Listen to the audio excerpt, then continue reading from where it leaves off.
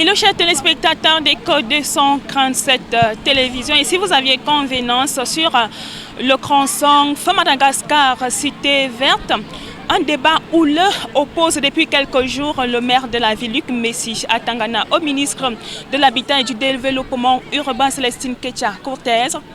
Tandis que les travaux avancent à vive allure après la descente du gouverneur Nasseri Paul Beya hier, les riverains, eux, impatients et pleins d'espoir, témoignent de leur désir de voir leur quartier transformé.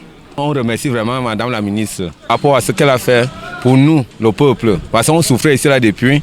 Si on donnait la route à Arabe contracteur depuis, on serait libre. Oui, par rapport à la route, ma chérie, ça devient déjà plus joli.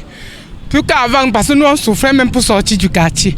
Le temps presse pour que Yaoundé brille de 1000 feux lors de la 14e session de l'Organisation mondiale du commerce et bien évidemment de la visite du pape Léon XIV.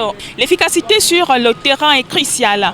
La ville doit se redresser et les yeux du monde sont rivés sur elle. Les défis sont nombreux mais la détermination des acteurs locaux est palpable. Nous sommes là depuis hier, malgré qu'on a commencé depuis la semaine passée, on a séquestré nos camarades. Et le gouverneur est venu mettre fin à ça. Aujourd'hui, on a commencé hier vers la fin de 11h. Voilà que nous sommes à une phase qui est entamée vers la fin. Nous avons maximum une semaine en cause.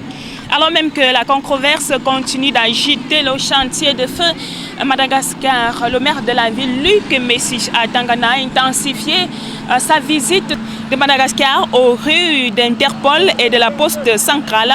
Il a scruté chaque site avec attention. Sa visite s'est poursuivie en volier sur la rue Abbé Tobi à Tangana et au restaurant du lac central pour enfin conclure au carrefour Intendance et au carrefour Elik et Sono.